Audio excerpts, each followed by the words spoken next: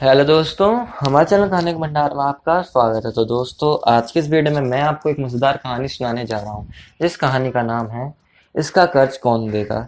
यह कहानी आपका दिल छू लेगी। तो बिना किसी देरी के इस कहानी को शुरू करते हैं। बहुत पुराने समय की बात है। एक गांव में एक भले आदमी गंगाराम का देहांत हो गया। तो जैसे ही उस आदमी के परिवार वाले उसकी अर्थी को शमशान ले जाने लगे, तभी अचानक एक मोटे ताजे सेठ ने उस अर्थी का एक पाँव पकड़ लिया और बोला कि मरने वाले इस गंगाराम से मैं 2 लाख रुपए कर्ज मांगता हूँ। इसलिए पहले मुझे मेरे पैसे दे दो, तभी मैं इसकी अर्थी को शमशान ले जाने दूंगा। अब तमाम लोग तमाशा देख रहे होते हैं। तभी उनके तीनों बेटों ने कहा कि तुम्हारा कर्ज हमें नहीं पता, पिताजी का कर्ज पिताजी जाने, और वैसे भी अब वह इस दुनिया में नहीं रहे। अगर तुम्हें इनकी अर्थी ले जानी है तो ले जाओ। यह सुनकर पूरा गांव गंगाराम के तीनों बेटों पर थू थू करने लगा। अब गंगाराम के तीनों बेटे उस कर्ज को देने से पीछे हट गए। तभी गंगाराम के भाइयों ने भी कह दिया कि जब बेटे कर्ज नहीं दे सकते तो हम क्यों किसी का कर्ज भरें। अब गंगाराम की अर्थी को वहां रुके हुए बहुत देर हो गई थी।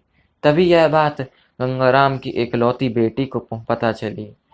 तब तक वह वहां पहुंच गई तो वह भागी भागी अपने पिताजी की अर्थी तक पहुंची।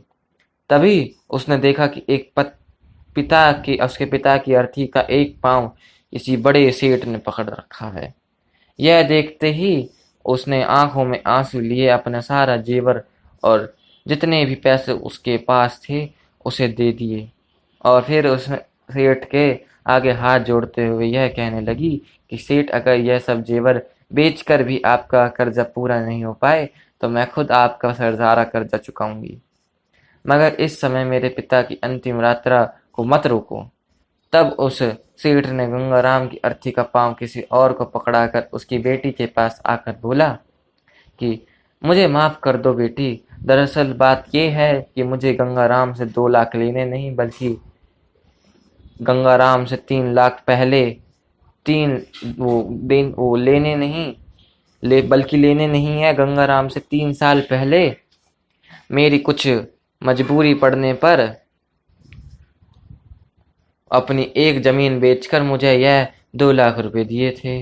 वो अब इतना भला आदमी था कि मुझसे 1 रुपया भी ब्याज नहीं लिया। और आज जब मैं गंगाराम के रुपए लौटाने आया हूँ तो मुझे खबर मिली कि उनका तो देहांत हो गया है। इसलिए मैंने ये बड़ी ही सोच में पड़ गया था कि अब ये पैसे मैं किसको दूं। इसलिए मैंने यह खेल खेला ताकि गंगाराम जी के ये 2 लाख रुपए घर के एक ऐसे सदस्य के पास जाएं जो वाकई में उनको प्यार करता हो और उनकी इज्जत करता हो। और बेटी, आज तुमने यह भी साबित कर दिया है कि अपने माँ बाप को एक बेटे से बहुत ज्यादा एक बेटी ही प्यार करती है। इसलिए यह 2 लाख रुपए मैं तुम्हें सौंपता हूँ।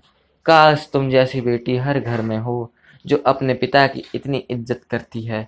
यह सब देखकर गंगाराम के बेटे और भाई का सिर शर्म से नीचे झुक गया। वाकई में दोस्तों, यह बात तो एकदम सच है कि एक पिता और माता पिता को बेटे से ज्यादा बेटी ही प्यार करती है और उनकी इज्जत करती है। इसलिए दोस्तों, बेटी बचाओ बेटी पढ़ाओ। धन्यवाद दोस्तों। राधे राधे दोस्तों। अगर आपको हमारी यह कहानी से अच्छी लगी हो तो प्लीज़ हमारे चैनल को लाइक करें, सब्सक्राइब करें और शेयर करें। राधे राधे दोस्तों।